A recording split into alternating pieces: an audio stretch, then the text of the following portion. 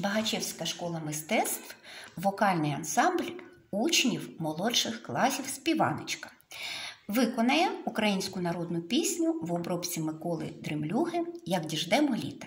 Керівник Маловік Тетяна Анатоліївна.